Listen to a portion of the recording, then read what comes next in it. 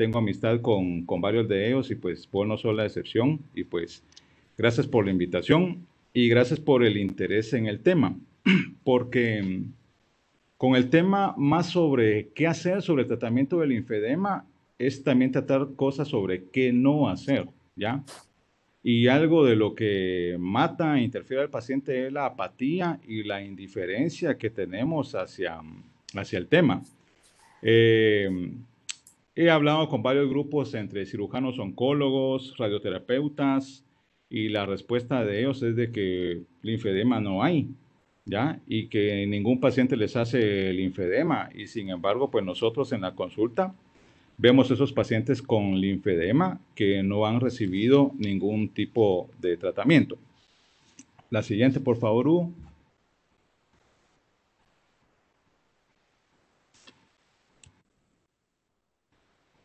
Ok, bueno, entonces vamos a empezar definiendo pues lo que es el linfedema, pues es el acúmulo de líquido de proteínas en el intersticio. Esto es algo muy importante. Acúmulo de líquido y proteínas, no solamente es líquido.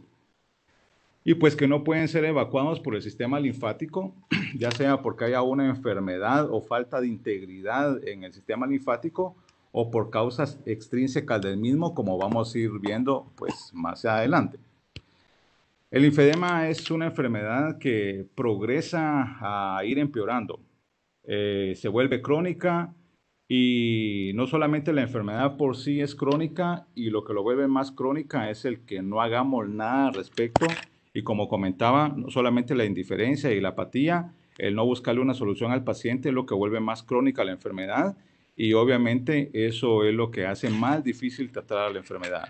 El mejor tratamiento para el linfedema es realmente que el paciente no siga avanzando en la progresión de la enfermedad.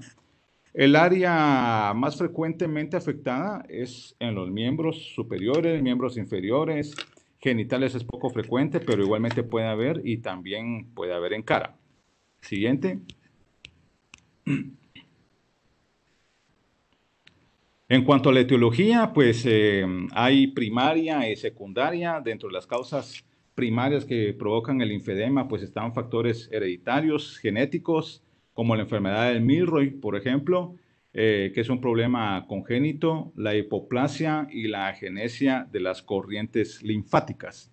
Dentro de los factores secundarios, pues están los factores como el trauma, procesos inflamatorios, luego de una cirugía, la radioterapia y pues en lo que a ustedes les compete y lo que más van a ver, pacientes con cáncer, no el cáncer propiamente como tal, sino las consecuencias de la cirugía y la radioterapia que estos pacientes reciben, como ustedes bien saben, el tratamiento coadyuvante del cáncer. Flebolinfedema que puede haber y de causas infecciosas, que es una causa muy frecuente también del linfedema y que no se diagnostica. Y pues en Guatemala no tenemos de causa parasitaria, menos mal. El lugar más endémico de esto es en Brasil, donde puede haber linfedema provocado igualmente por problema de parásitos. Siguiente, porfa.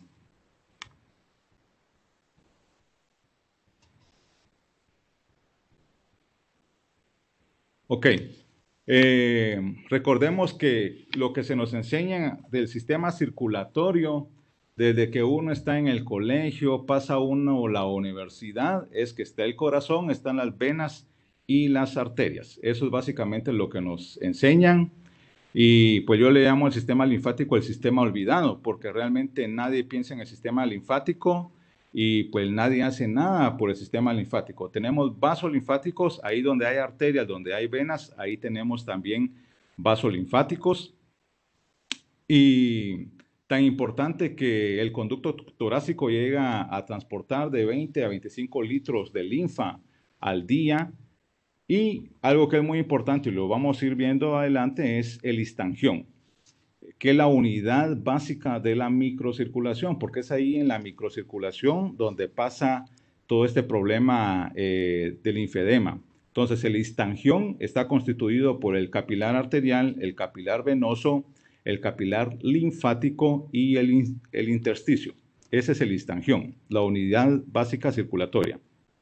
Siguiente, por favor. Si me tardo en comentar es porque pasa lenta la diapositiva también. Bueno, algo que es importante conocer es la anatomía del sistema linfático. Bueno, los vasos linfáticos realmente no se les llama vasos linfáticos, sino que se les llama corrientes linfáticas. Y dentro de las corrientes linfáticas, pues igual como en el sistema venoso, hay corrientes linfáticas superficiales y corrientes linfáticas profundas. Y además los nódulos o los ganglios linfáticos. A diferencia del sistema venoso, las corrientes linfáticas superficiales son las que más linfa transportan. En el sistema venoso superficial, el 10% de la sangre va por el sistema venoso superficial y el 90% va por el sistema venoso profundo.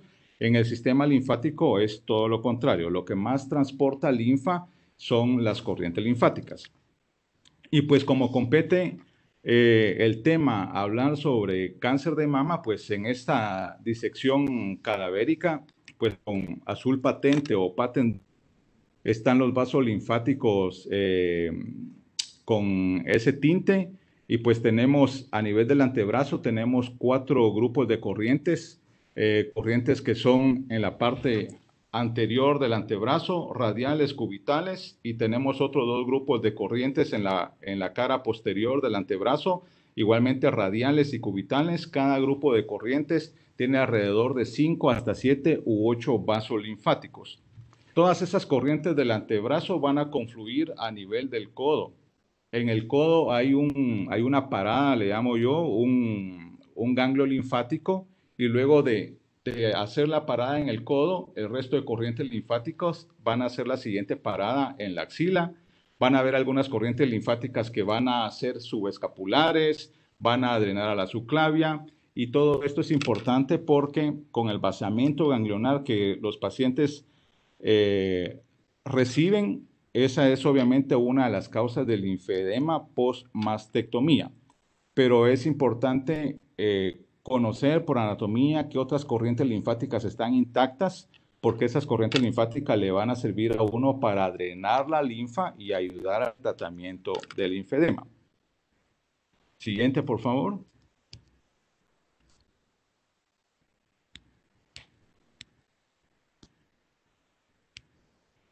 Corrientes linfáticas superficiales son las que más transportan linfa, pues obviamente lo que se ve afectado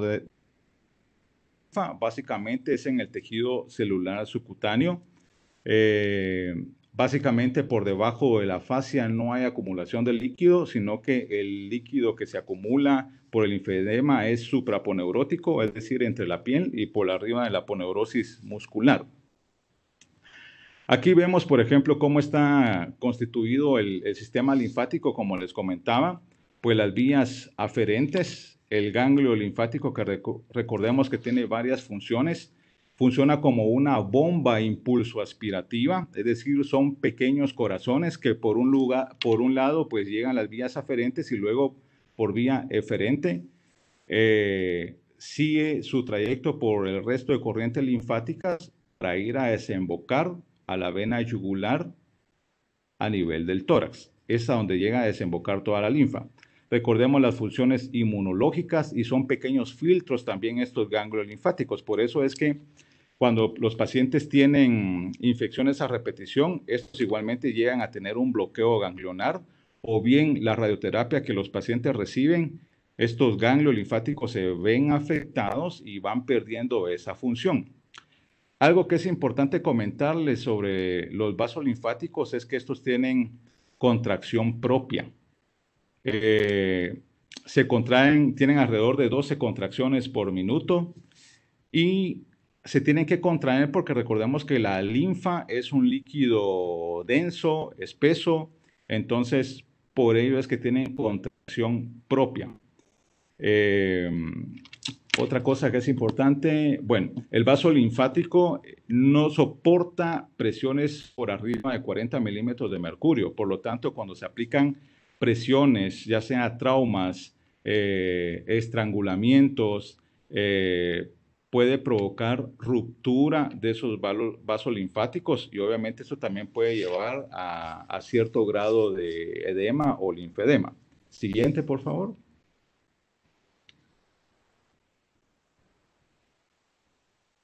Bueno, en cuanto a la patogenia del edema, aquí regresamos a segundo año de medicina. ¿Recuerdan cuando estudiábamos sobre las fuerzas de Starling? Bueno, aprecian ustedes también dónde está el histangión, el capilar linfático, el capilar arterial, el capilar venoso y el intersticio. Entonces, ¿qué es lo que dicen las fuerzas de Starling? Pues que existe un equilibrio entre el intercambio de agua en el espacio intravascular, intersticial e intracelular, que depende de estas fuerzas. Cualquier desequilibrio en estas fuerzas va a generar edema. Siguiente, porfa.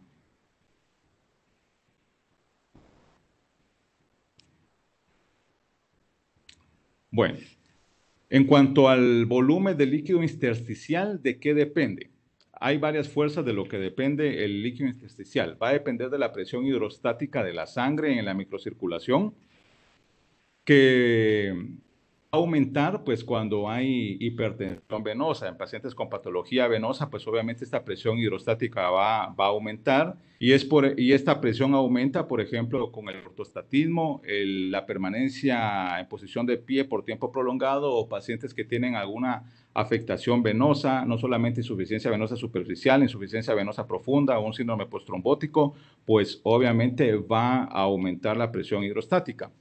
Y no está de más recordarles pues que el sistema linfático pues es primo hermano de las venas. Entonces cuando las venas están insuficientes, en cierta manera el sistema linfático tiene una función como válvula de escape y ayuda también a transportar ese líquido que se está quedando retenido por, por una insuficiencia venosa. Inclusive decía Martorell, que es un cirujano vascular español de los años 60, 70, que cuando un sistema sufre, no sufre en forma aislada, sino que empieza a comprometer los otros sistemas. Es decir, si está sufriendo el sistema venoso, pues el sistema linfático también se va a comprometer y obviamente el sistema arterial y todo, pues igualmente empieza a afectarse. Bueno.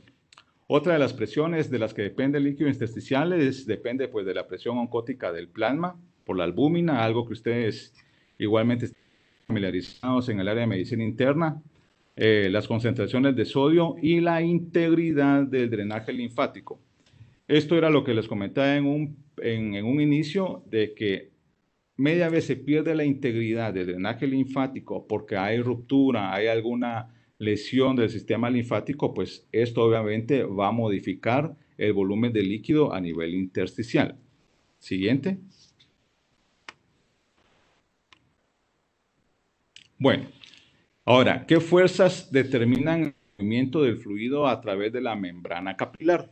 Bueno, hay varias fuerzas o presiones. La presión capilar, recordemos que esta lo que hace es mover el flujo a través de la membrana capilar del interior del capilar hacia el espacio intersticial, que alrededor tiende a ser una presión de 30 milímetros de mercurio.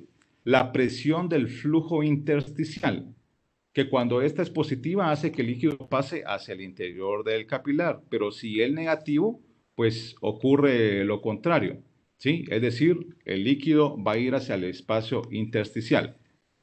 La presión coloidosmótica del plasma, esto provoca la ósmosis del fluido atravesando la membrana desde el espacio intersticial al capilar. Esto ustedes lo saben y lo manejan mejor que yo.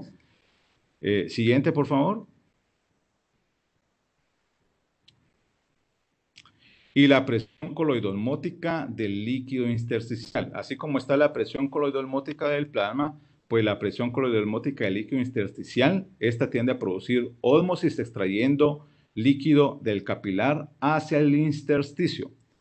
Este aumento de la presión por esa fuga de proteínas hacia el líquido intersticial es lo que va a provocar el linfedema. Por eso que es importante, y esto es una práctica muy común, paciente con edema de piernas, a todo le dejan diurético, ¿sí? Y hay que ver realmente cuál es la causa del edema del paciente.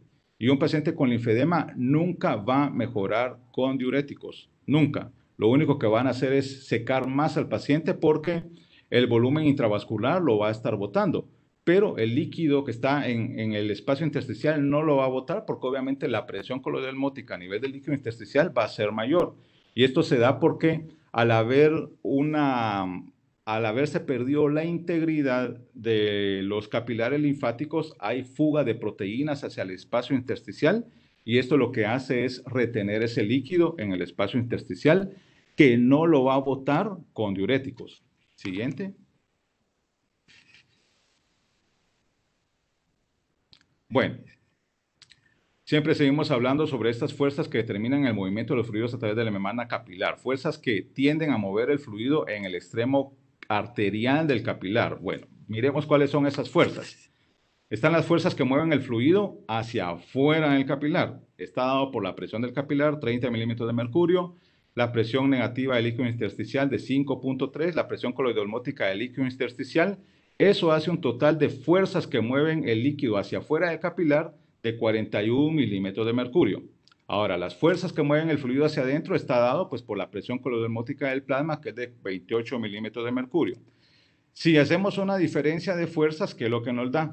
Las fuerzas hacia afuera, que ya vimos que son 41.3, y las fuerzas hacia adentro, que son 28.3, el balance de fuerzas es de que tenemos 13.3 milímetros de mercurio de esa fuerza que hace que el líquido vaya hacia afuera del capilar arterial, hacia el intersticio, perdón.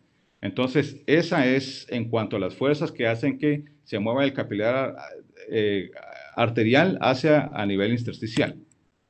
Siguiente, por favor. Bueno, ¿cuál es el análisis que se hace de estos cambios de presión? Como ya comentamos, pues la suma de estas fuerzas en el extremo arterial del lecho capilar muestra una presión de filtración de 13 milímetros de mercurio, tendiendo a mover el líquido hacia afuera de los capilares. Esta presión provoca en promedio que aproximadamente el 0.5% del plasma se escape del extremo capilar, arterial del capilar, hacia el espacio intersticial. Siguiente, por favor. Bueno, ahora, ¿qué pasa en el capilar venoso? Vimos sobre el capilar arterial, ahora vamos con el capilar venoso. Igual, ¿qué fuerza mueve el fluido hacia adentro del capilar? La presión coloidosmótica del plasma, igual, también está en el capilar venoso, ya saben que es 28 milímetros de mercurio.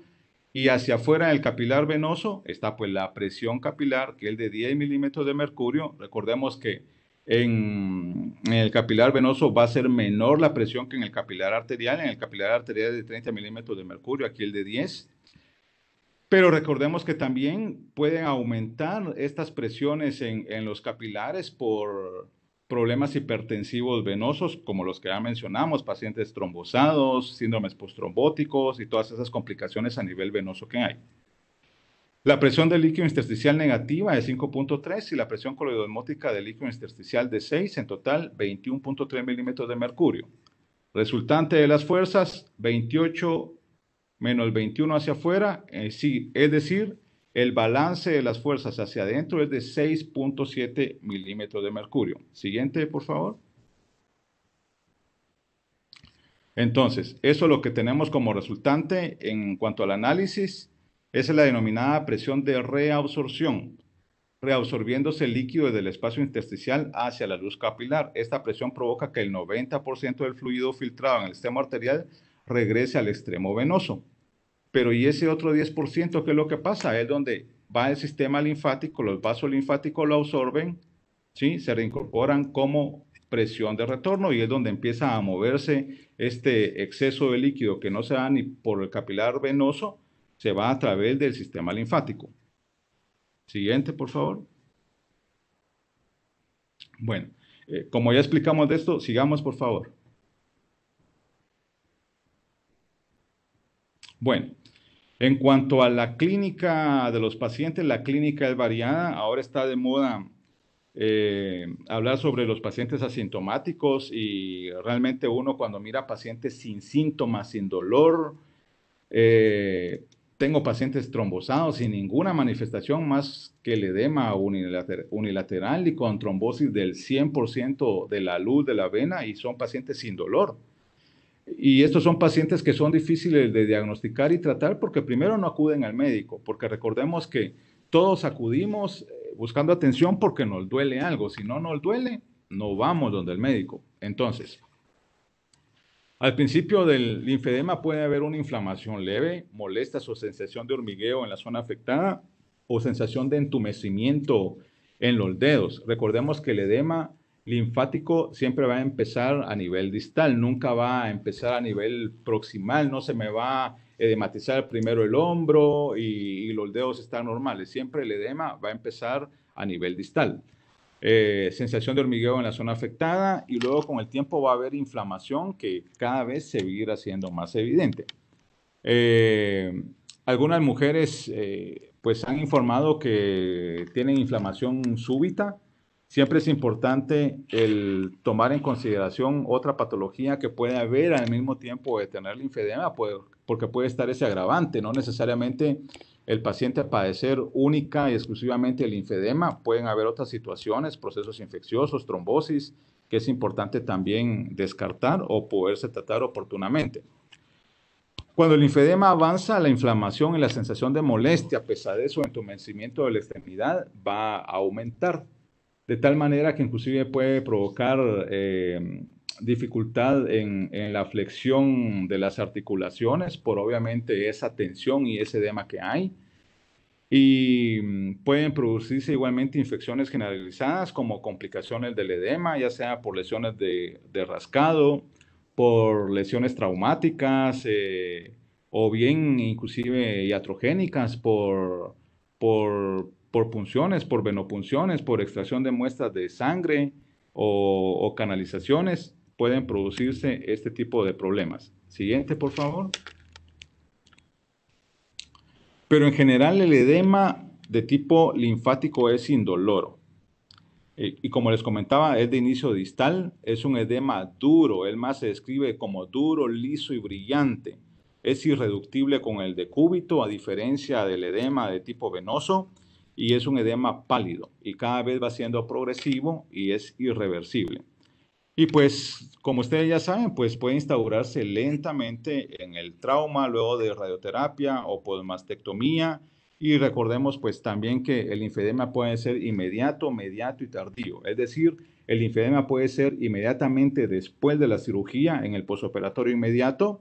Puede ser inclusive 2 a 3 meses después, en forma mediata, puede aparecer el linfedema y tardíamente, que puede aparecer años después de la cirugía o después de haber recibido la radioterapia. Siguiente. En cuanto a las características del edema, como les comentaba, es diferenciar entre el edema de tipo venoso, el cual es blando, doloroso, puede provocar fobia y reduce con el decúbito. Y el linfático, pues es duro, liso, brillante, no hay fobia. Y mientras más crónico sea el linfedema, pues menos fobia va a provocar. Ocasionalmente hay dolor, y generalmente hay dolor cuando hay procesos infecciosos asociados. Y como comentaba, no reduce con el decúbito, es pálido y es progresivo. Es más, es un edema duro, es como que ustedes tocaran una sandía y cuando se vuelve más crónico, pues así se va volviendo, inclusive pétreo o puede igualmente formar verrugas. Siguiente. En esta fotografía pues vemos la diferencia. La paciente con trombosis en la pierna izquierda, es distinto el edema. Esta es una semana luego de una histerectomía. La paciente no recibió radioterapia y pues hizo una trombosis en la pierna. Y la otra es una paciente que hizo un linfedema posparto. Y pues vemos no solamente el tamaño del edema, este edema linfático no se dan estos volúmenes de un día a otro. Es progresivo, cada vez va empeorando. Es decir, de un día a otro, la pierna no va a estar de esa forma como lo que aparece en la paciente con el edema de tipo linfático. Siguiente. Bueno, hay algunas clasificaciones en cuanto al tema del linfedema. Sin embargo, cualquiera que sea su estadio, pues mientras más temprano se diagnostique, casi que la clasificación solamente sirve para diagnosticar tempranamente el linfedema, pero el estadio en el cual se encuentre no va a cambiar la terapéutica en el paciente. Lo único que pues va a cambiar va a ser la forma en que el paciente deberá recibir el tratamiento, si es un tratamiento de ataque, le llamamos, donde se está recibiendo más sesiones para el tratamiento del linfedema, o se pueden espaciar las terapias en el paciente. Entonces, según la Sociedad Internacional de Linfología, pues describen como un estadio 0, que es el linfedema latente o asintomático. No hay edema visible, no hay fobia, no hay ninguna manifestación más que cierta sensación de pesadez o rigidez localizada. Que cuando el paciente le refiera tener alguna molestia, pues hay que pensar y hay que vigilar a la paciente que puede llegar a presentar un linfedema. Porque muchas veces, ¿qué hacemos cuando alguien se queja? Bueno, hagámosle laboratorios, obtenemos laboratorios, todo está normal. Mire, señora, usted no tiene nada, sus exámenes salieron normales. Pero si el paciente siente algo, es porque algo tiene el paciente. Entonces hay que vigilarlo y obviamente referirlo de la forma más inmediata, pues para evitar de que el paciente, el problema vaya progresando y pues que no tenga las complicaciones. Siguiente, por favor. Luego viene el estadio 1, el estadio 2, en el cual en el estadio 1 pues empieza a apreciarse el edema. Ese ya es visible y pues puede mejorar con el ortostatismo, con elevación de la extremidad, pues puede mejorar, pero igualmente siempre va a volver a aparecer el edema en el paciente. Y recordándoles, no diuréticos. En el estadio 2, pues es un linfedema moderado, donde además del edema, pues ya hay un endurecimiento y engrosamiento de la piel.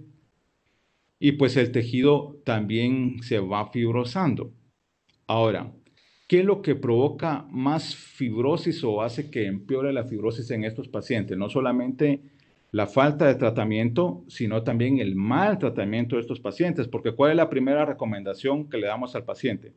O póngase medias o póngase una manga, ¿ya? Y realmente este edema linfático, cuando ustedes le ponen una compresión, una media, realmente esto lo que va a provocar es que el edema se vuelva más duro y que se fibrose.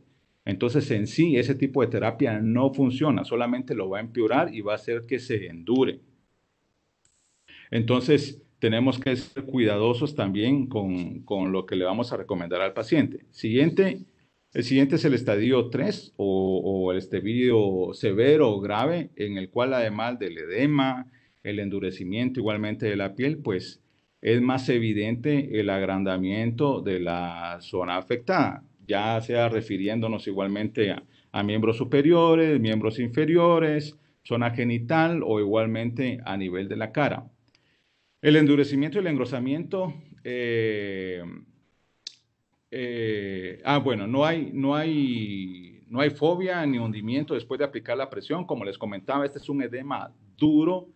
Es como que ustedes tocan una sandía y pues aquí a los pacientes pueden empezar a hacer linforrea, hacen una especie de pápulas porque es donde están buscando la linfa, drenar ese exceso de linfa. Y obviamente cuando se rompen, pues va a generar esa linforrea. Siguiente.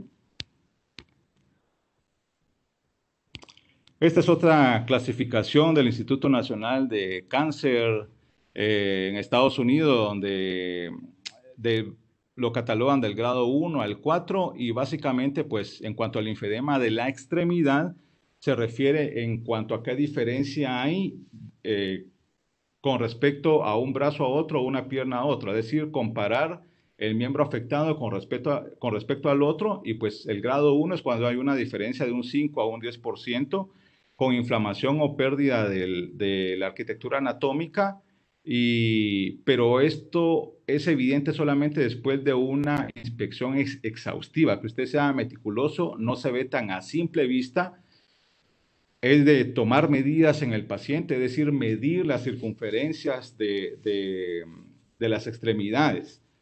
Una de las recomendaciones es, hay que medir cada 10 centímetros tomando un reparo anatómico. Uno de los reparos anatómicos o puntos de donde pueden medir es a partir de la punta del dedo pulgar. Cada 10 centímetros se toman las medidas de la circunferencia del miembro y se comparan con el otro miembro. Entonces, esto les va a permitir igualmente ser objetivos, no solamente medirle la circunferencia del brazo, pero bueno, ¿en dónde? Es decir, esa medida debe ser estándar y debe ser siempre en el mismo lugar. Entonces, algo que no va a cambiar es que si ustedes tienen ese orden de tomar una medida cada 10 centímetros a partir de un reparo anatómico, y eso quedará anotado para ver cómo es la evolución del edema en el paciente. En el grado 2, pues ya es una diferencia de un 10 a un 30%. En el grado 3 es una diferencia mayor del 30%, siempre con respecto de un miembro con respecto al otro. Y en el grado 2, pues ya es un poco más evidente el edema, ya no se ven arrugas de la piel está estirada. Y en el grado 3, pues casi que corresponde al grado severo o grave de la clasificación anterior, donde igualmente el paciente tiene linforrea. Y en el grado 4, pues hay diagnóstico de linfangiosarcoma, que yo en lo personal no he tenido ningún caso de esos. Y hay otra clasificación donde igualmente se menciona el grado del linfedema grado 5, que lo vamos a ver en la siguiente diapositiva, que es la elefantiasis. Siguiente, por favor. En la clasificación anterior hacía mención con respecto al edema del torso también. Es importante saber que todas las corrientes, perdón, todo el conglomerado ganglionar de la axila va a drenar la linfa del miembro superior, del tórax, del ombligo hacia arriba. ¿Sí? Abdomen y tórax. ¿Sí? Eso es lo que va a drenar todo el conglomerado ganglionar. Es por eso que no solamente tenemos que poner atención en cuanto al miembro superior, sino también en cuanto al tórax. El grupo ganglionar de la ingle va a drenar todo lo que es la linfa del miembro inferior, de la pierna y del ombligo hacia abajo. Entonces, cuando hay algún cambio de coloración o edema, igualmente en el panículo adiposo del ombligo hacia abajo, es obviamente porque hay algún proceso de algún bloqueo ganglionar a nivel del conglomerado ganglionar que está a nivel de la ingle. Y pues en este grado del 1 al 5, pues se aplica más que todo para las piernas, en el cual pues en el grado 1 hay un linfedema incipiente con borramiento de la depresión interdigital entre los dedos del pie. En el grado 2 hay borramiento del espacio retromalleolar. Recordemos que detrás de los malleolos tenemos una depresión como un huequito, entonces eso se va borrando, que muchas mujeres cuando consultan dicen es que tengo un gordito en la parte de ahí de los tobillos, ¿ya? Es en ese espacio retromalleolar. Y en el grado 3, pues hay un relieve malleolar, es decir, los malleolos no se identifican, no se ven. Y en el grado 4, pues todos los relieves óseos no se identifican, están totalmente borrados. Y en el grado 5, como les comentaba, es el grado más severo, que es la elefantiasis. Siguiente. Bueno, esta pasémosla, por favor, Hugo. Bueno, entonces, tenemos estos casos. Estos son pacientes que los hemos tenido nosotros en la clínica. Esta es una paciente que ustedes pueden decirme, no sé si estamos compartiendo ustedes pueden hablar y pueden opinar. ¿Qué piensan de esta paciente? O diagnóstico, o qué les interesaría saber. Son como esos casos de filariasis que se miraban antes. Ujú.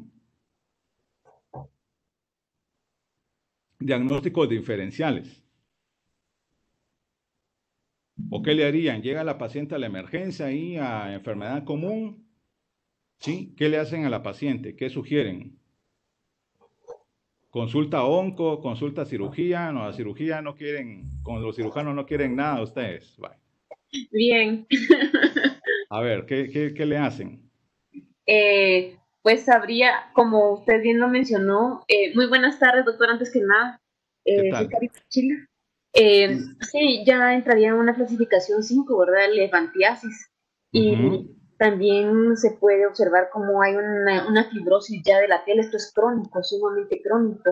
Estoy de Ajá. acuerdo con mi compañero. Uno de los diagnósticos diferenciales sería filariasis, o sea, pensando en una elefantiasis, no estaría de más, pienso yo, hacerle un Doppler Ajá. venoso bilateral. Eh, Ajá. buscar, por supuesto, malignidad, o sea, alguna neoplasia que esté obstruyendo el paso de la linfa. Ujú. Eh, y por supuesto la paciente pues tiene obesidad. Entonces, pues no descarto que también pueda tener algún tipo de cardiopatía o algo así. Ajá. Diabetes, Sí, por supuesto, hipotiroidismo. también. Ajá. Vale. Todo, la triada. O- Hipertensión. ajá. ¿Qué factores de riesgo tiene la paciente para trombosis? La estasis. ¿Qué O sea, más? esta paciente no se mueve. Es una paciente que está acostada todo el tiempo. Aparte, Ajá. por supuesto que hay un daño en el endotelio, hay un daño endotelial.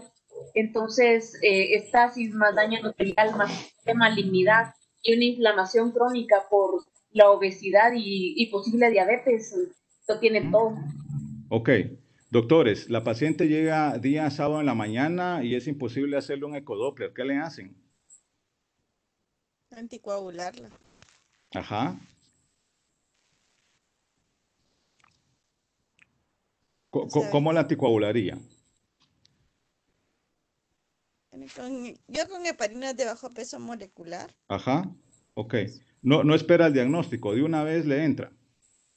Anticoagularla sí, Ajá. sí no espero diagnóstico porque tiene mucho riesgo de una embolia.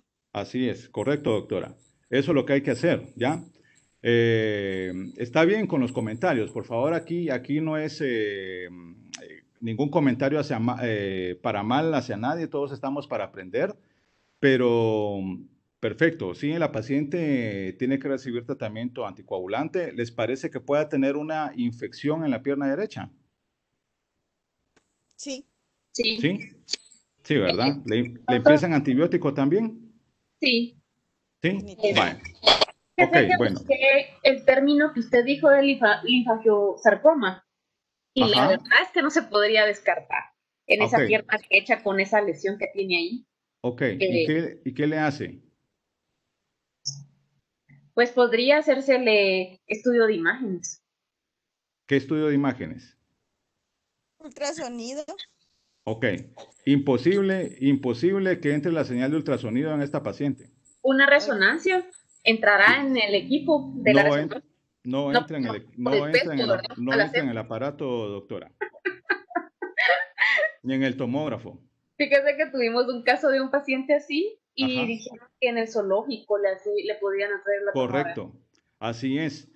Aquí en Estados Unidos, lo que utilizan es obviamente son los zoológicos, porque realmente no hay equipo. Es decir, que la paciente que me voy a Houston y que allá sí me lo hacen igual, son los mismos equipos. ¿Ya? Entonces sí, es en los zoológicos donde estos pacientes tienen que hacerse los estudios. Obviamente la calidad de resolución de imágenes en estos pacientes o obviamente para animales no es la misma que para los seres humanos, ¿verdad? Pero bueno, es lo que hay y al menos pues permite hacer un escaneo. Pero bueno, entonces si no se puede hacer nada, ¿qué hacemos? ¿Nos quedamos estancados que no tenemos el diagnóstico o le entramos? ¿Una venografía o una linfangiografía le harían? Si es posible, sí, ¿Quién le canaliza ahí una vena del pie? el cirujano. Ah, sí. Los científicos pueden canalizar. Vascular. Sí, bueno, entonces, básicamente, es que pacientes así, doctores, yo sé que eh, según a lo que nosotros nos dediquemos o nos desempeñemos, hay una forma que nos enseñan, que nos educan, una forma de pensar, una ruta de pensamiento, pero hay situaciones que igualmente a usted lo que le demanda es actuar, es decir, no puede esperar, es que hasta que tengamos el diagnóstico, usted éntrele porque es mejor hacerle al paciente que dejar de hacer, ¿sí? Entonces, obviamente hay que anticoagular a la paciente y en cuanto a los estudios, pues estamos mal, ¿verdad? Porque casi que a la paciente no se le puede hacer nada desde el punto de vista diagnóstico. Y bueno, y si le hacen un dímero D, Pues sí, pero es posible que salga un falso positivo. va a salir alto, Sí, ¿sí? definitivamente. Es decir, ni vale la pena hacérselo, ¿sí? Entonces, lo que hay que hacer, pues, es empezar tratamiento en la paciente, pero el ejercicio acá es las múltiples comorbilidades que la paciente tiene, es decir, no es una comorbilidad, no es un problema aislado y obviamente, pues, ¿qué es lo que hacemos con estos pacientes? Porque son los pacientes que se ven en el día a día, no son los pacientes fáciles los que uno ve en el día a día, ¿ya? Y a ustedes les va a tocar y como especialistas pues son los casos que corresponde ver, porque si uno es especialista es para resolver ese tipo de problemas, ¿verdad? Aunque obvio, hay muchas situaciones que aunque uno quiera, pues no se pueden resolver. Siguiente, por favor, Hugo. Este es un paciente que a los 12 años inició con problema del linfedema también, pero aquí la causa de él fue de origen infeccioso. Solo para recordarles que era lo que les comentaba, lo de la filariasis, pues es más común o es área endémica a Brasil. Aquí en Guatemala, pues, pues no es un área endémica, ¿ya? La mayoría de causas son luego de pacientes de procesos infecciosos maltratados, las mal llamadas celulitis, que muchas son problemas de linfangitis, los que el paciente tiene, que para fines prácticos es lo mismo, las erisipelas, y que pues se queda colonizado el sistema linfático y el paciente tiende a tener recaídas. Siguiente, por favor. Esta es una paciente que hacía 15 años le hicieron una mastectomía y este fue un linfedema tardío porque la paciente todo este tiempo no había hecho problemas de linfedema hasta 15 años después de la cirugía. Es decir, que era lo que les comentaba. El linfedema es inmediato, mediato y tardío. Algo que es importante con hacerles énfasis a estas pacientes post-mastectomía es el uso de anillos, el no uso, no usar anillos, no usar esclavas, no usar relojes, eso es importante, ¿ya? Porque eso va a ser punto de entrada para que empiecen con un proceso infeccioso y obviamente eso les pueda generar un linfedema. Y pues este tipo de linfedema, ya este paciente ya estaba con tratamiento, pero el grado de fibrosis que había hecho, esto ya no era reductible. ¿Ya? Entonces, si ustedes esto tocaban y esto era una piedra, y hay otras causas, igual en esta bebé que tuvimos que tuvo una banda amniótica aquí en el pie, pues le provocaba un linfedema pues en su piecito. Siguiente. Bueno, el linfedema postraumático yo lo menciono porque igualmente en trauma yo identificaba problemas de linfedema, igualmente problemas de trombosis, pero ustedes recuerdan cuando uno tiene ojos para identificar algo, uno es el loco o la amenaza, ¿verdad? Porque nadie más lo ve. Pero sí es importante de que ustedes le pongan énfasis y que pues empiecen a buscar los pacientes. Ustedes los buscan, van a encontrar a estos pacientes. Entonces, el linfedema postraumático es provocado por la pérdida de integridad en las corrientes linfáticas, obstrucción y obliteración de las mismas, ya sea por heridas, que heridas pueden ser cortocontundentes, heridas, lesiones contusas o por machacamiento, inclusive que se dan en trauma, en quemaduras, esto es bien importante, inclusive en quemaduras eléctricas, porque aunque no involucre una superficie corporal alta, igualmente puede provocar lesiones de sistema linfático y las infecciones. Además, por lesión o bloqueo de los grupos ganglionares. Siguiente.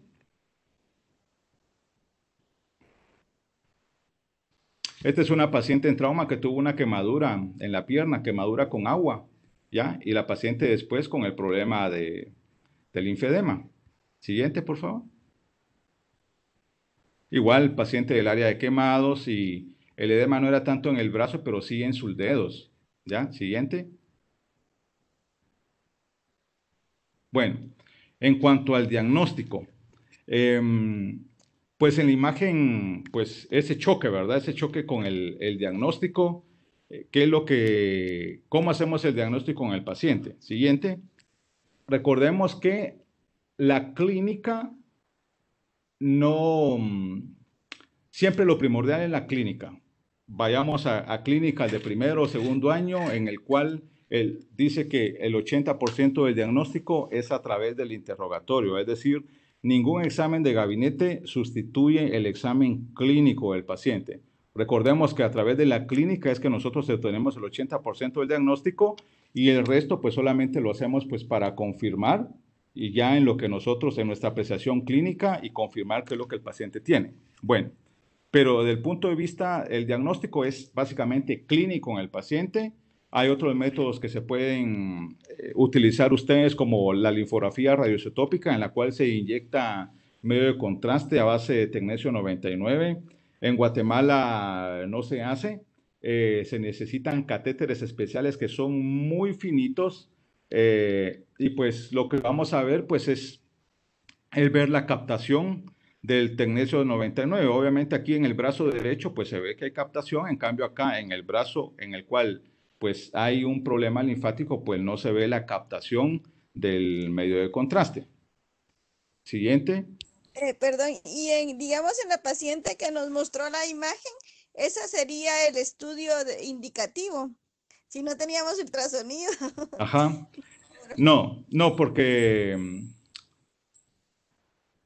igual, si ella tiene un proceso infeccioso y está usted canalizando, y además tiene un problema de linfedema y un proceso infeccioso, ¿sí? Aparte, estos pacientes es una piel de elefante, ¿ya? Así de dura se vuelve. Entonces, no hay aguja que tampoco entre, doctora, y con el proceso infeccioso, entonces, básicamente, con la paciente no hay nada desde el punto de vista examen de gabinete, algo para hacer para apoyar el diagnóstico. Tiene que ser puramente presunción clínica.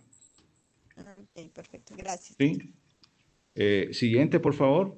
Bueno, en la tomografía, igualmente en la resonancia, no vamos a ver nada más que lo único que vamos a ver es una imagen como en panal de abejas. Es lo único que vamos a ver y obviamente es supraponeurótico, es decir, entre la piel y la aponeurosis muscular. A nivel profundo, a nivel de los músculos, no vamos a lograr identificar nada, ¿ya? Entonces esa imagen como en panal de abejas que está hacia su lado derecho, en la imagen del lado derecho, lo único que van a poder apreciar en un examen de esto. Entonces realmente no es necesario. Simplemente si ustedes quieren diagnosticar algún problema obstructivo de tipo venoso o alguna otra patología, pero en sí pedirle una tomografía o una resonancia al paciente para hacer diagnósticos, es eso, realmente no vale la pena. Siguiente. Y en el ultrasonido, pues depende el grado de edema que el paciente tenga o el grado de linfedema que tenga. A veces es posible apreciar algunos vasos linfáticos dilatados, pero tampoco no es que sea esté como indicación para diagnosticar, hacer un ultrasonido. Esto generalmente se ve más como un hallazgo incidental y obviamente pues se tiene que tener experiencia pues para ver esto y es algo muy minucioso y se tiene que hacer muy despacio, no es un examen de 5 minutos como los que sabemos todos que hacen los estudios diagnósticos en cuanto a ultrasonido o ecodoppler, paran al paciente, le pasan el transductor y se acabó el estudio. ¿Sí? Siguiente, por favor. Bueno, y aquí el tratamiento. Bueno, ¿qué es lo que vamos a hacer con respecto al tratamiento? Siguiente. ¿Qué es lo que no hay que hacer en las pacientes por mastectomía? Pues obviamente evitar algún tipo de venopunción, evitar extracciones de muestras de sangre, evitar canalizaciones. Es algo que hay que evitar en estas pacientes, es algo que hay que cuidar. Así como le decimos al paciente diabético que se cuide sus pies, igualmente en las pacientes por mastectomía tienen que cuidarse sus manos, sus brazos, evitar cualquier trauma, tener muchos cuidados con el tema de si cocinan, heridas, cortaduras, quemaduras, si les gustan las flores, tener su jardín, igualmente evitar eso porque a través de un pinchazo por una espina de una rosa, de un árbol, por ahí va a entrar va a ser el inicio que va a dar origen a una infección y a ese el linfedema. Ese va a ser el desencadenante del linfedema. Entonces son cosas que tienen que cuidar mucho estos pacientes y recalcárselos. Siguiente. Siguiente, por favor. Bueno, entonces, el tratamiento pues va a ser según el diagnóstico en el paciente y recordemos que tenemos que individualizar los casos y obviamente ser integrales con el paciente, es decir, no está la pastilla, no está la crema que cura todo, no es así, ahí cada caso es distinto y hay que saber cómo abordarlo y el tratamiento del linfedema es complejo desde el punto de vista de que no solamente involucra el tratamiento médico, fisioterapéutico, rehabilitación, sino el tema socioeconómico. Son pacientes que dejan de trabajar, pero en sí el objetivo de estos pacientes es reinsertarlos a sus labores, es decir, que el paciente se sienta útil, que sea útil y que pueda trabajar. Eh, Obviamente esto conlleva a un desgaste económico también y, y otra cuestión en cuanto a lo social y es lo emocional, porque el paciente se siente que es un monstruo, se siente que tiene una deformidad. No solamente la paciente posmastectomizada ya se siente mutilada, tiene una mutilación.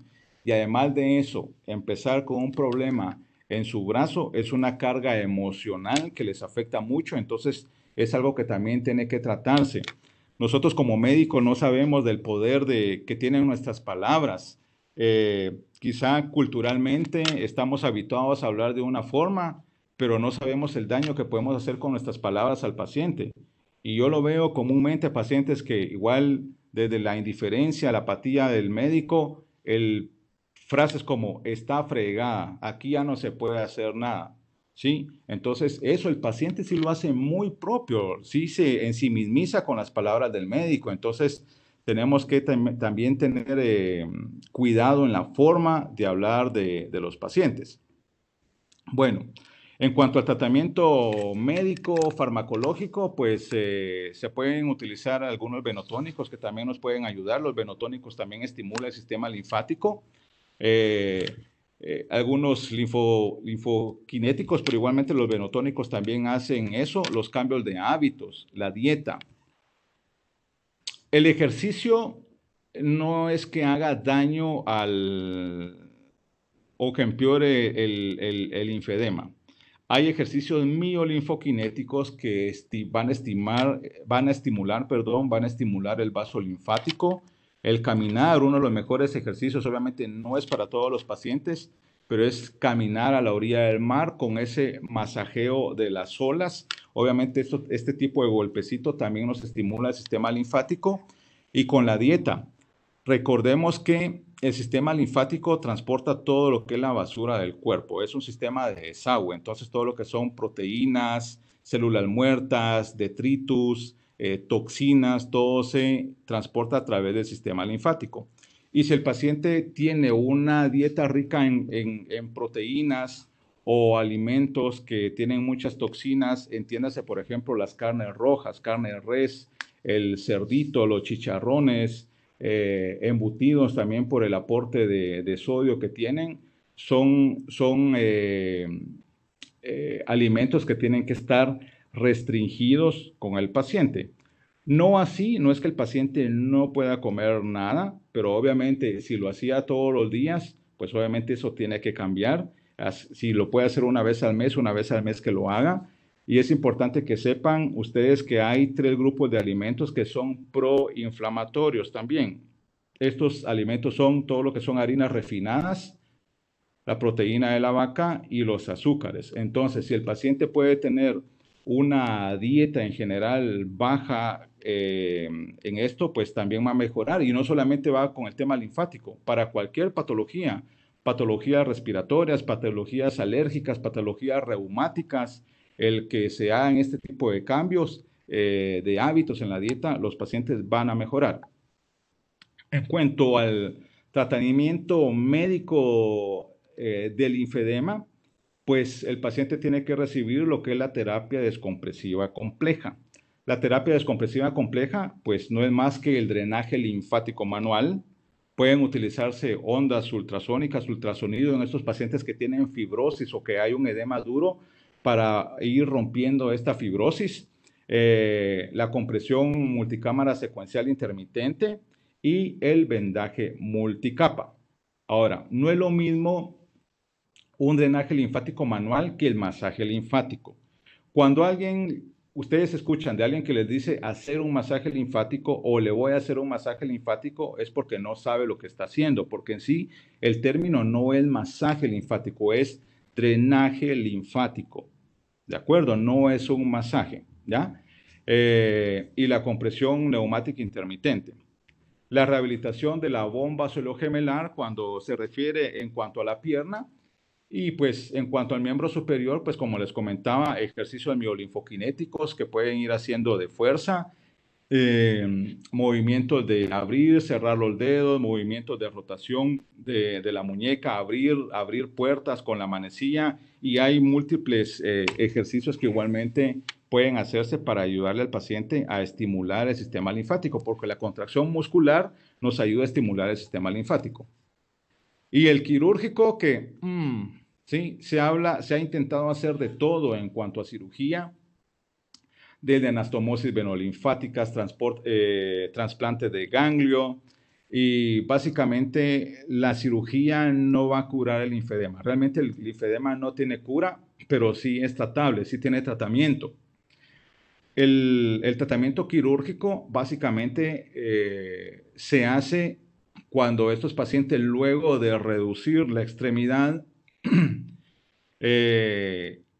al tamaño normal de la pierna contralateral o el brazo contralateral, se hace una cirugía resectiva de ese exceso de piel que quedó, ¿de acuerdo? Pero como ya hay estructuras, ganglios o vaso o corrientes linfáticas dañadas, este paciente igualmente después va a volver a ser un problema de linfedema. Entonces, los que más abogan por no operar somos los cirujanos. Entonces, no es que, bueno, tiene un linfedema y esto se opera. El mejor tratamiento es el tratamiento no quirúrgico. Siguiente, porfa.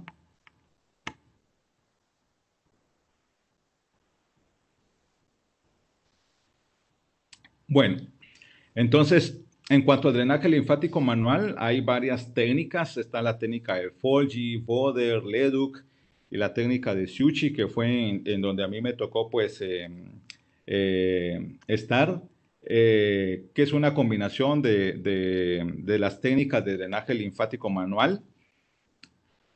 Siempre hay que estimular ambos contextos ganglionares. Si el paciente tiene problema en el brazo izquierdo, siempre hay que estimular los ganglios axilares del brazo derecho, complejo ganglionar axilar del lado afectado, supraclaviculares, cervicales. Hay que estimular todos los ganglios linfáticos y dar el drenaje linfático manual, que pues tiene una técnica y pues no nos vamos a detener acá, pero ese es el drenaje linfático manual. Siguiente.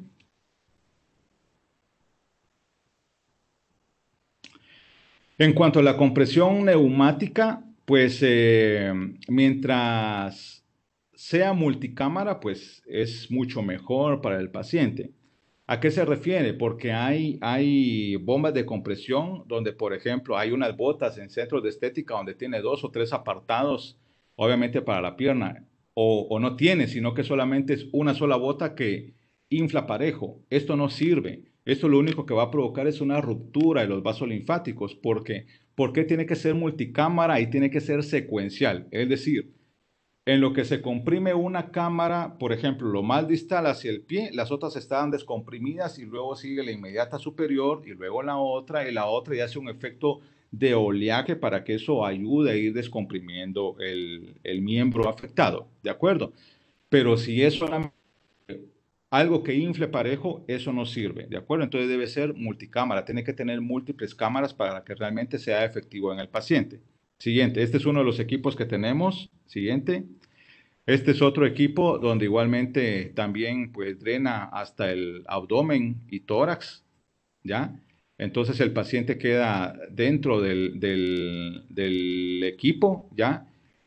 Este es un equipo que yo quería tener porque pues es el mejor equipo, es un equipo israelí y el material del que está hecho esto es con el que hacen los trajes de astronautas, inclusive. Solamente como un comentario. Siguiente. Esta es la chaqueta que se puede utilizar en los pacientes, ya sea que se utilice la chaqueta completa, siguiente, o solamente la manga para que nos ayude. Siguiente, por favor. Oh, perdón, pensé que había puesto otra donde solamente incluía la manga, pero bueno, esa es la que tienen que utilizar los pacientes y pues esta es una de nuestras pacientes que hemos tratado, ¿sí? Esto pues ya aquí ya se mira que estaba arrugado, que está arrugado el brazo, obviamente hace falta seguir tratando, pero esto era un edema severo, la paciente inclusive con dolor en el hombro porque no aguantan el peso del brazo. Siguiente, por favor. Luego, en cuanto al tratamiento vendaje multicapa, esto quizá dentro del tratamiento es de lo más tedioso y lo más cansado porque es tardado, ¿ya? Primero miren el detalle que según estén afectados los dedos hay que ir vendando dedo por dedo, ¿sí? Luego es un vendaje multicapa, que son 3 capas distintas. La primera capa que lleva, nosotros colocamos un jersey de algodón para eso evitar de que el paciente tenga algún tipo de irritación con el material. Luego viene una segunda capa que es de goma espuma o esponja y luego viene una tercera capa que es a base de un vendaje inelástico. No son vendas elásticas las que el paciente tiene que recibir, son vendas inelásticas y no es una venda, son múltiples vendas. ¿Ya? Entonces, mínimo son de 3 a 5 vendas, depende del tamaño de la extremidad y obviamente, si el paciente quería verse su extremidad más reducida, en este momento no lo va a ver reducida, ¿ya? Sino que va a estar más grande, pero igualmente este tratamiento es lo que va a ayudar a ir reduciendo el tamaño de la extremidad y obviamente para hacer que el paciente pueda reinsertarse a sus actividades. Siguiente. Bueno, eh, igual, en esta diapositiva, pues nuevamente pues aparece el vendaje multicapa. Como les digo, no es una venda, es un vendaje multicapa el que tiene que colocarse. Este es un paciente vendado en nuestra oficina. Y aunque ustedes escuchan hablar mucho de las medias o de las mangas, el paciente con edema no debe utilizar ningún tipo de media ni ningún tipo de manga. ¿Por qué? Porque lo que va a hacer es que ese edema se va a volver más duro, más fibroso y va a ser más difícil tratarlo. ¿Ya? Entonces, primero se trata el edema, pero el edema es con la terapia descompresiva, como les comentaba. ¿Ya? Y ya luego que el paciente logra recuperar la armonía, el tamaño de su brazo o de su pierna, con respecto a la pierna o el brazo contra el abdominal, pues entonces en ese momento el paciente ya puede utilizar o una media para la pierna o una manga para el brazo. Siguiente. Esta la muestro simplemente para que miren ustedes inclusive la diferencia entre las medias. Miren, esta paciente, creo que puse otra foto más adelante, vamos a chequear, pero miren, por ejemplo, esta media, ¿será que es de beneficio? ¿Qué ven ustedes? Quiero escuchar comentarios, a ver qué es lo que miran ustedes, por favor. Sí, fíjese, doctor, que lo que yo observo en esta foto es, bueno, primero una, al parecer, o sea, la de color blanco, lo que está haciendo Sí. es una obstrucción. ¿Está haciendo qué? Obstrucción, Correcto, así es. porque como usted bien lo mencionó, pues el, el drenaje linfático, o sea, el sistema linfático tiene menor capacidad, o sea, cuando se comprime, es mucho menor que el de las venas, si no estoy mal, ¿verdad? Cuando se comprime, perdón. Su capacidad, o sea, de estar abierto o de ser permeable es menor que el de las venas. No, no, no, no, no. Lo que dije en ese aspecto es que el sistema venoso linfático superficial, porque hay corrientes profundas, las profundas es que van subaponeuróticas entre el músculo y hay corrientes linfáticas que son superficiales, es decir, que van entre la grasita, por arriba de la aponeurosis muscular y entre la piel. Entonces, en el sistema linfático, las corrientes superficiales son las que transportan la mayor cantidad de linfa. Así En es. cambio, en las venas es distinto. El sistema venoso superficial es el que menos sangre transporta, porque la mayoría de sangre va por el sistema venoso profundo. Entonces, esta paciente Ujú. se está comprimiendo el drenaje linfático superficial Linfático y venoso, y venoso. Entonces, correcto. esto lo que está haciendo es que en vez de ayudarla, está causando un torniquete. Correcto, así es. Sí, entonces, en sí la solución no es la media, porque siempre, bueno, entonces, ¿qué hago? Póngase medias. Y recordemos, espero que no me estén grabando ahí para oficinas centrales, pero, ¿qué es lo que pasa en el IX? Bueno, le dan hasta medias para embarazadas a los hombres, ¿ya? Entonces, tienen que utilizar la media ad hoc, la media que corresponde por medida, por problema, por enfermedad. Es decir, la media no es estándar. Es decir, pasa muchos casos donde igualmente los pacientes, que alguien me regaló unas medias y entonces las uso o no me las pongo porque me generan dolor, ¿ya? Pero si es una media que es inapropiada, si es un vendaje inapropiada, realmente va a provocar más daño que beneficio, ¿ya? Entonces, ese es el mensaje que quiero que quede acá. Si es algo que está mal puesto, si es una talla inapropiada, incorrecta, va a provocar más daño que beneficio. Entonces, ¿qué pasa? Bueno, le dejé media, le dejé esto y no mejora, se puso peor, ¿ya? Y esto inclusive hasta provoca neuritis de nervio ciático popliteo externo, esta compresión, ¿ya? Entonces hay que tener cuidado igualmente con la prescripción que hacemos de la compresión. Siguiente, porfa.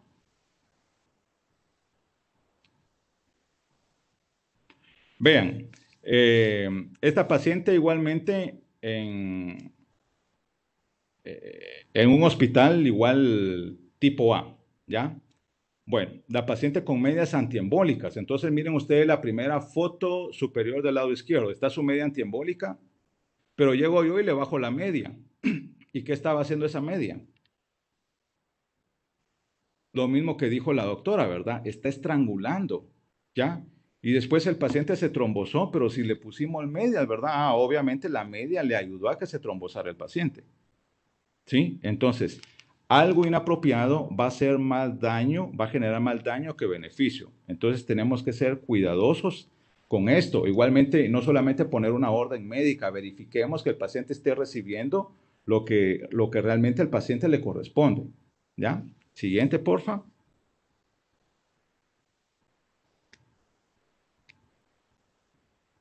Bueno, regresando al tema del vendaje. Bueno, el vendaje no debe ser elástico, debe ser un vendaje inelástico o de corto estiramiento, debe ser multicapa, es decir, no es una venda, son múltiples vendas.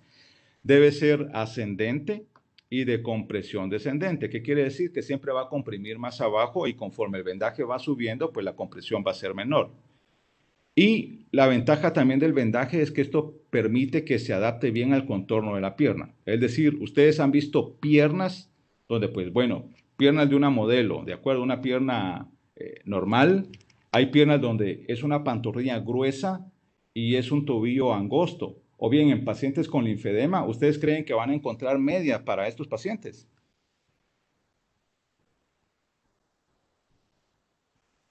No, doctor. No, no van a encontrar.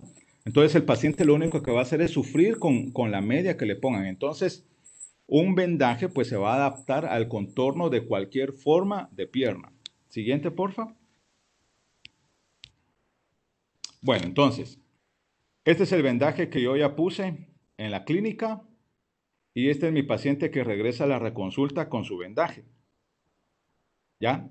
Entonces, al paciente, el paciente no tiene por qué saberlo, ¿ya? Y es difícil que ellos se traten y al paciente hay que estarlo viendo, ¿de acuerdo? Pero como les comentaba, un vendaje mal puesto es peor que no colocarle nada al paciente. Siguiente. Bueno, de las otras medidas famosas que no solamente, lo más famoso es pues para el tratamiento de las varices, ¿verdad? Que colócale un bloc debajo de la cama, que suba las piernas. Realmente esto no hay que hacerlo, ¿sí? Lo que ustedes ven en la foto del lado derecho, levantar las piernas en esa posición, es incorrecto. No deben de hacerlo, ¿de acuerdo?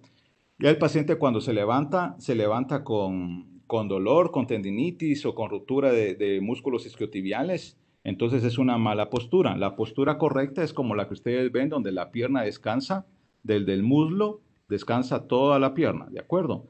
Entonces, en cierta manera, pues ayuda a disminuir la capacidad de reservorio de las venas y descongestionar. Y en cierta manera también ayuda al sistema linfático, también lo ayuda, pero en sí que por tener las piernas arriba, el paciente igualmente va a corregir el linfedema, no lo va a resolver. Siguiente, porfa. Bueno, eso es lo que tenía pues para comentarles. Soy todo oídos. Igualmente creo que lo que venga de sus dudas, eso va a nutrir más la, la charla. No me voy a adelantar, Carlos, porque hay varias cosas que mencionaste que nosotros lo vemos desde otro punto de vista. Por Ujú. ejemplo, el no canalizar el brazo de la mastectomía. Fíjate Sí. que nosotros acostumbramos a poner una quimioterapia en el brazo derecho y otra en el brazo izquierdo, Ujú. para ir alternando las...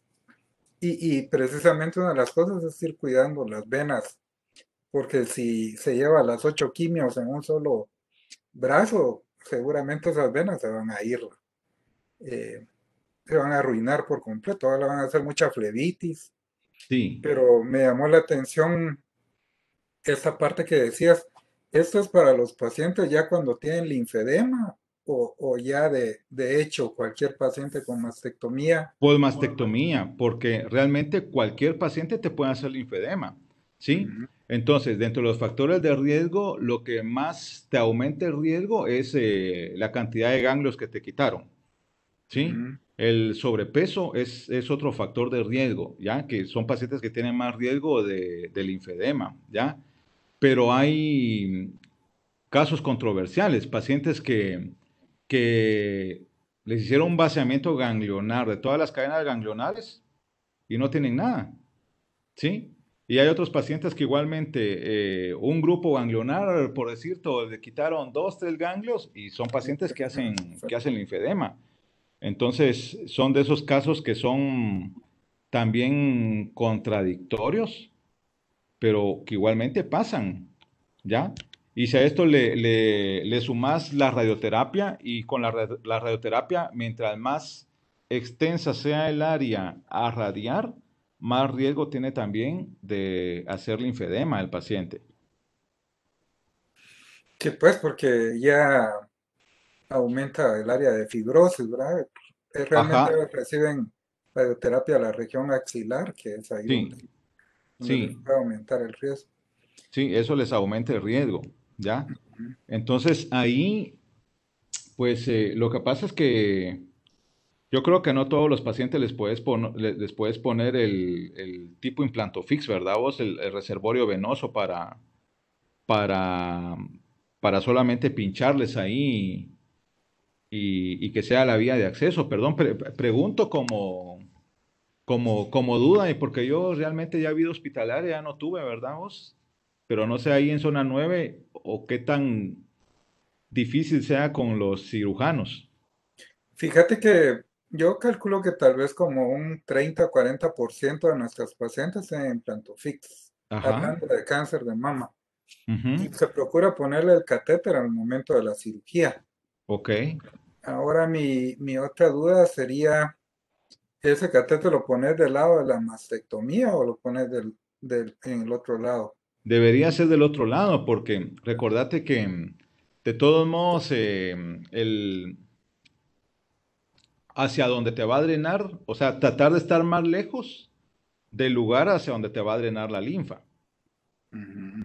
¿sí? Y como lugar de inoculación también, ¿verdad? Aunque se espera que si es en quirófano y todo eso sea de menor riesgo, ¿ya? Yo sé que Sí. quizá pueda decir, no, hombre, no pasa nada y toda la cuestión, pero bueno, y si sí, obviamente ya tuvimos nosotros, contribuimos pues para que eso pasara, ¿ya? Y aparte recordemos que hay medicamentos quimioterapéuticos que también son trombogénicos. Sí, eso sí. Ujú. Y la otra, manga para ninguno. Entonces, pues, que esa es otra cosa que nosotros, pues se hace con regularidad, Ajá. que eso se lo aprendimos nosotros a los vasculares de ahí. ¿No? Digamos, el protocolo ahí del IX que comienza una paciente a desarrollar linfedema, lo Ujú. que le hacemos es un ataque para ver si no hay, si no es obstructivo y un Doppler venoso, ¿verdad? Ajá. Para ver si no hay trombosis. Y No si vas a no ver nada, falla, ¿verdad? Es decir, no, eso no te garantiza que el paciente no te vaya a hacer un linfedema. sí, pero ya cuando desarrollan el linfedema, Ajá. ya Sí, cuando están en el linfedema, ajá. y si no se les nota ni obstrucción ni trombo, se les da pentoxifilina y su guante. Esa es como, Ajá. esa es como la receta de Elix, pero pues, Realmente es como decían los abuelitos, puro por gusto. mm, ¿Sí? ¿Ya? Porque realmente el problema no es en el capilar venoso ni arterial. Recuérdense que la pentoxifilina es donde actúa a nivel del glóbulo rojo, deformando la pared para poder pasar en los vasos más pequeños. Eso es lo que hace la pentoxifilina, ¿ya? Pero acá es un problema de que las proteínas están a nivel intersticial y hay que devolver esas proteínas del intersticio hacia el espacio intravascular, ¿ya? Eso no lo va a hacer la pentoxifilina, ¿ya? sí. Y la otra cuestión, Carlos, es, bueno, entonces guante para ninguno, ¿verdad? Eso solo Mira, como para reforzar la cosa. O eh, ¿es guante o manga?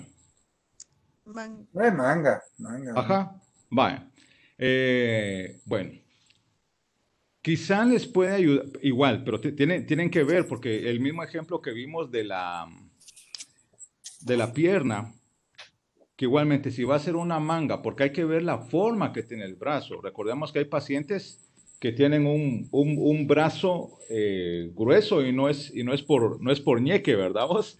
Sino que tienen bastante tejido celular subcutáneo.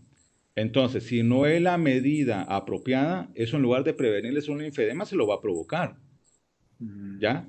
Y obviamente también los hábitos de higiene con las pacientes, porque si tienen una manga y es la manga que usan toda la semana sin lavarla, eso también les va a generar problema en algún momento. Y no hay que utilizar talcos tampoco, ¿de acuerdo? Porque los talcos sirven como un caldo de cultivo, ¿ya? Entonces no hay que utilizar talcos porque hay quienes igual échese talco para que les sea más fácil colocarse la media o la manga, no hay que hacerlo, ¿ya? Evitar cremas o sustancias que sean ricas en alcohol, porque igualmente recordemos que el alcohol reseca la piel. Entonces sí pueden utilizarse cremas humectantes, obviamente para mantener la piel saludable, ¿ya? Pero todo lo que sea a base de algún irritante, alcohol y eso realmente, idealmente no utilizarlo. ok. y bueno, en cuanto a lo mismo, digamos, el drenaje linfático y luego la colocación de manga, entendí que como que sí es parte del tratamiento. Entonces, Sí, entonces, ¿cada cuánto tiempo habría que realizarse la paciente el drenaje? Porque, digamos, hay algunas organizaciones que apoyan a los pacientes con linfedema y es una cuestión que pues, los pacientes, sobre todo en consulta externa, preguntan mucho. ajá. O sea, o quién es como el más capacitado para realizar este tipo de Ajá. procedimiento. Instituciones aquí en Guatemala, doctora. Sí, Sí. es manos amigas, creo que sí, No me hubiera dicho nombre, yo ya sé de quién habla. lo ¿Sí? siento, lo siento. Sí, sí. Lamentablemente existen estos lugares y como les comentaba, término masaje linfático, ahí no hay ningún médico, no hay ningún fisioterapeuta. eh, bueno, mejor no voy a hablar al respecto de esto, de eso ya es otro tema, pero realmente el tratamiento debe ser médico, ¿ya? Usted comenta eso y lamentablemente yo he escuchado igualmente donde en Guatemala somos los únicos que tratamos el linfedema Y no es cierto, y porque ni siquiera lo tratan, ¿de acuerdo? Es maltratado, o sea, no saben ni lo que están haciendo. Perdón por decirlo, pero usted me preguntó y es algo que es importante hablar de esto. El paciente, cuando ya tiene un linfedema instaurado, el paciente tiene que recibir un tratamiento que es la terapia descompresiva compleja. Depende del grado de edema que el paciente tenga. Yo fui en Argentina donde estuve y los pacientes que iban a mastectomía, uno los conocía desde antes que fuera la mastectomía, ¿ya? Y uno empezaba a educar al paciente desde antes de ir a la mastectomía y en el posoperatorio inmediato estábamos dando tratamiento al paciente, ¿ya? Entonces, para evitar o educando al paciente sobre qué medidas tiene que tomar el paciente, ¿de acuerdo? Eh, Realmente, eh, Y perdón, y en el posoperatorio inmediato, qué le hacen al paciente? Si como nosotros no tenemos esa experiencia en el Seguro Social. ajá, se le enseña a redirigir el edema, es decir, a buscar la axila, a estimularse ganglios linfáticos, ¿de acuerdo? Eso básicamente es lo que se le ayuda al paciente, inclusive le va a ayudar a reducir también el edema inflamatorio por la injuria quirúrgica, también le va a ayudar. Y en estos pacientes, pues también lo que es importante es tener un buen tratamiento para el dolor, el tratamiento desde el posoperatorio, ¿ya? Nosotros en nuestros pacientes que operamos, generalmente empezamos de 48 a 72 horas con tratamiento para el dolor, ¿ya? Bloqueando los receptores de memoria de dolor, entonces el paciente en el posoperatorio va a tener menos problemas de dolor, ¿ya? Algo que también les ayuda a estos pacientes para tener un mejor posoperatorio es el uso de tipo pregabalina, ¿ya? Iniciando 48 a 72 horas antes de la cirugía también, así para que el paciente tenga menos eh, problema de dolor y estas neuropatías que igualmente puede ser provocado por la injuria quirúrgica. Ahora, después de que el paciente recibió tratamiento por